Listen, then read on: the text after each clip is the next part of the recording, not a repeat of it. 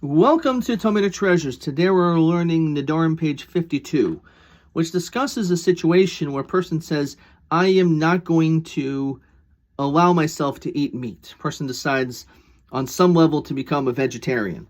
But since they use the language of meat and it was done in a plain manner, wasn't specific, so that person is actually allowed to have the liquid, its broth, as well as any small pieces of meat as well. He was only really in his language referring to an actual whole piece of meat. Now, even though that is the opinion of the sages, Rabbi Huda disagrees and says that these pieces are forbidden. And the reason is, just like in a story where there was an egg that was cooked with meat in a similar type of situation, not only is the meat certainly forbidden because they made a vow against eating meat, but even the egg. Well, why? It's because when it was cooked together with the meat, it developed something which is called noten tam. It developed a taste of the meat. The taste of the meat absorbed into the egg, and therefore that made this egg also forbidden. Now, the law is, when it comes to things which are not the same, meat and eggs, the law is that as long as there is less than a 60-to-1 ratio, then that egg would not be allowed to be eaten. However, in the event where there is so many eggs cooked with a tiny little piece of meat, we say that that meat did not really give taste into those eggs, and therefore the eggs are permitted, which is, again, this concept of what's batel, that we could nullify certain things based on the percentages of how much was cooked together with it. So in this, the Ran asks a challenging question.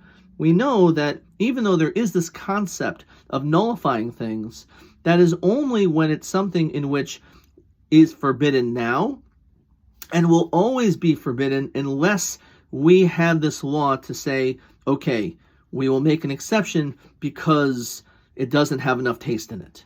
However, if it's something which is called in Hebrew davar sheyesh lo matirin, something in which is forbidden today, but tomorrow will be allowed, so then we say that we're not going to use this leniency, this loophole of there being this ratio to nullify it. And therefore, we say even if it's 1,000-to-1, it's not nullified, because why should you follow this leniency today? Wait till tomorrow when it's completely permissible. So we know that when it comes to a vow, it's something that could make everything permissible to you. In the event that you go to a sage and you say, I want this vow removed, and the vow is removed if they're able to find a reason for you to have it removed.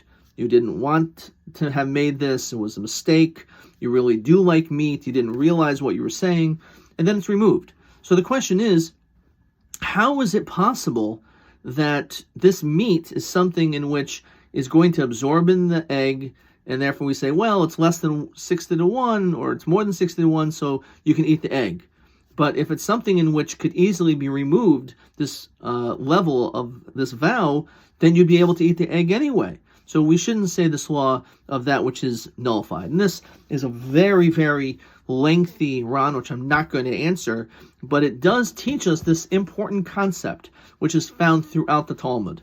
That is, instead of doing something today in which, even though maybe you can get away with it through a loophole, through some leniency, it's always better to do it the absolutely perfect, better way if there is that opportunity in the future. And that's something that we should learn for ourselves. There are many times we can get away with doing things, and we can say, oh, you know what, I could do this, and it would be sufficient, and cutting corners. But the reality is that if you know that there is a better alternative, then that's something that you should take. Instead of having the mindset of always looking for a way out, looking for an excuse, looking for the next opportunity to be able to somehow just get away with things, that does not develop the character that a person should have to be able to succeed in life. Instead, if there is a better way of doing it, even if maybe it's not until tomorrow, then that's precisely what you should do, and you should not do that which is easy, but do sometimes the harder thing, but that which you can do.